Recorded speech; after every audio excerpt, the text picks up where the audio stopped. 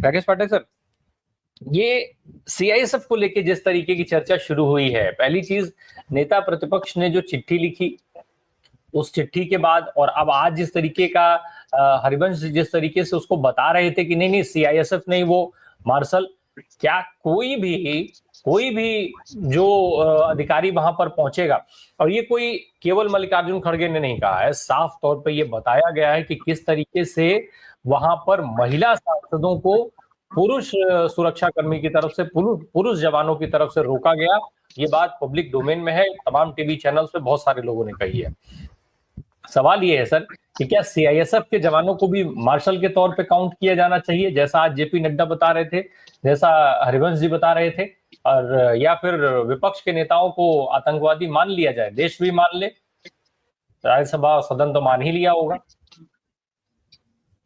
देखिए राम प्रकाश जी, अगर ये सत्ता इस पर उतारू हो ही गई कि इस देश में उनके सिवा बाकी सब आतंकवादी हैं, विपक्ष के चुने हुए सांसद भी आतंकवादी हैं, देश विरोधी हैं, तो ये लोग किसी भी हद तक जा सकते हैं। पहले एक बात पर थोड़ा सा और खुलासा करने, आपने बीजेपी संसदीय दल की बैठक का जिक्र किया है। बात सिर्फ इतनी नहीं है कि 240 लोग दिखाई देंगे, कम संख्या दिखाई दी, उससे भी बड़ी बात यह है कि आज तक नरेंद्र मोदी को भारतीय जनता पार्टी के संसदीय दल ने अपना नेता नहीं चुना है। मैं फिर दोहरा देता हूं अपनी इस बात को ताकि हमारे दर्शक ध्यान कर लें। जून 2024 में लोकसभा चुनाव हुआ, उसके बाद जो बैठक हुई पहली, वो एनडीए घटक दलों की, एनडीए गठबंधन की बैठक हुई, उसमें नरेंद्र मोदी नेता चुने गए और प्रधानमंत्री बने। लेकिन वे जिस पार्टी के प्रतिनिधि हैं, जिस पार्टी के चुनाव चिन्ह पर लोकसभा चुनाव लड़े और जीते हैं, उस पार्टी के चुने हुए सांसदों ने उन्हें अब तक अपना नेता नहीं चुना है। और जब तक कोई व्यक्ति अपनी पार्टी के संसदीय दल का नेता न चुना जाए, वो गठबंधन का नेता चुन लिया जाए, तो उसका नैतिक आधार तो कमजोर रहता ही है। इसलिए भारतीय जनता पार्टी के संसदीय दल की बैठक न बुलाकर ये जो स्वागत सत्कार कराया गया, माला पहनवाई गई राजनाथ सिंह के हाथ से, उसके पीछे एक मंशा ये भी है। जहां तक सवाल सदन में सीआईएसएफ एक जो अर्धसैनिक बल है उसके जवानों की तैनाती का, ये अपने आप में संविधान का उल्लंघन है। हमारे संविधान के अनुच्छेद 98 में बहुत स्पष्ट लिखा हुआ है कि लोकसभा और राज्यसभा, इन दोनों के अपने सचिवालय होंगे, इनके जो मुखिया होंगे वे कार्यकारी इसके प्रमुख होंगे, उसकी सुरक्षा के लिए भी उनके अपने लोग होंगे जिन्हें हम मार्शल कहते हैं।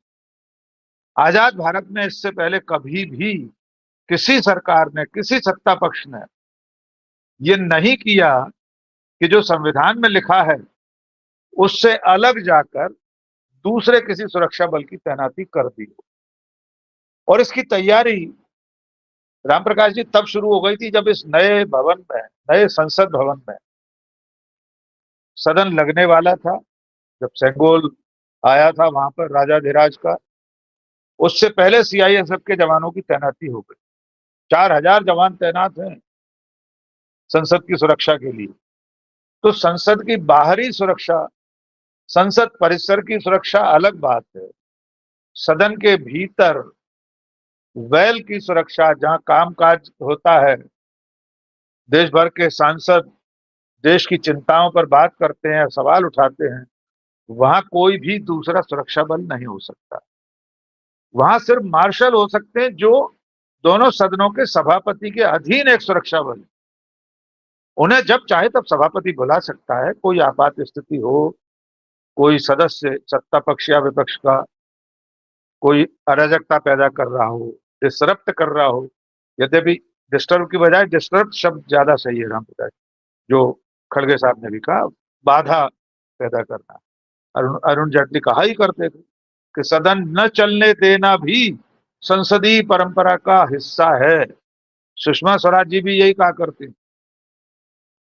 तो जब कभी ऐसी नौबत आए कि सदन सचमुच में न चल पा रहा हो, किसी तरह का कोई आपस में मारपीट हो रही होती है, उत्तर प्रदेश की विधानसभा में माइक फेंक फेंक मारे थे लोगों ने, इस देश की तमाम विधानसभाओं में इस तरह की हिंसा हो चुकी है। उड़ीसा की विधानसभा में तो हमला कर दिया था बजरंग दल और विश्व हिंदू परिषद के लोगों ने, विधानसभा के अंदर घुस गए थे, विधायक लोग घायल हुए थे, तब मार्शल की जरूरत है। लेकिन जिस तरह से ये सरकार सदन के भीतर वेल में बावर्दी जवानों को घुमा रही है, एक तरह से वो विपक्ष को डराने की कोशिश है। यद्यपि ये लोग भूल रहे हैं कि विपक्ष अब डरने वाला नहीं है। इस वक्त विपक्ष में जितने लोग, जितनी पार्टियां, जितने नेता हों हैं, मल्लिकार्जुन खड़गे, राहुल गांधी, अखिलेश यादव या टीएमसी के सांसद, जितने लोग भी हैं, वे सारे लोग इस सरकार से डरते नहीं हैं।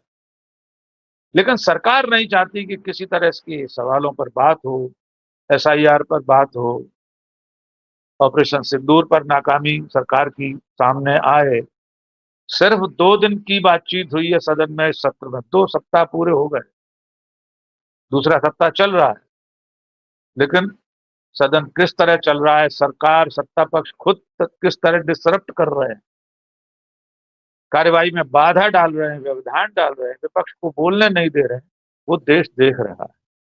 तो मुझे ऐसा लगता है ये सरकार धीरे धीरे लोकतांत्रिक व्यवस्था के जितने अंग हैं, जितने स्तंभ हैं, उन सब को नष्ट करने पर उतारू है। मीडिया खत्म हो चुका है, कार्यपालिका की हैसियत नहीं है कि किसी सत्ताधारी पार्टी के खिलाफ कुछ कर सके। न्यायपालिका में किस तरह इस समय कामकाज चल रहा है उसका उदाहरण हमने देख लिया कल, और आज भी देख लिया। 14वीं बार गुरमीत राम रहीम बाहर आ गया है जेल से। तो अब एक अंतिम स्तंभ बचा है, जो हमारी विधायिका है। संसदीय लोकतंत्र का जो सबसे ऊंचा पायदान है, उसे भी अब सरकार अपने तरीके से चलाना चाहती है, उसे हाँकना चाहती है सरकार। और दोनों सदनों के सभापति शूटर बनकर काम कर रहे हैं सरकार के। जैसे मुंबईया अपराध जगत में शूटर होते हैं, इसी तरह सरकार के शूटर हैं दोनों सदनों के सभापति, जो इस समय कार्यवाहक हैं उच्च सदन में, या इससे पहले जो पूर्णकालिक थे, महामहिम उपराष्ट्रपति, और लोकसभा के सभापति का तो आपको हाल मालूम ही है। तो मैं ऐसा मानता हूं कि ये सरकार लोकतंत्र को पूरी तरह खत्म करना चाहती है, और वो किसी भी स्तर तक जा सकती है। 1933 के बाद के जर्मनी को याद कर लीजिए। हिटलर ने अपने विपक्षियों को फंसाने के लिए संसद भवन में आग लगवा दी, उसको रीस्टैक फायर कहते हैं। बड़ी संदिग्ध घटना थी पूरी, मैंने विस्तार से उस पर एक बार सीरीज लिखी थी। तो कुल मिलाकर अब इस देश में ये सरकार कुछ भी कर सकती है। किसी दिन ये सीआईएसएफ के जवान चहलकदमी करते हुए विपक्ष के लोगों की बेंचों तक पहुंच सकते हैं, किसी के गिरेबान में हाथ डाल सकते हैं, किसी की कलाई मरोड़ सकते हैं। जैसा कि अभी आपने कहा कि महिला सांसदों तक को रोकने का काम पुरुष जवान कर रहे हैं। देखते हैं आगे क्या होता है। जी।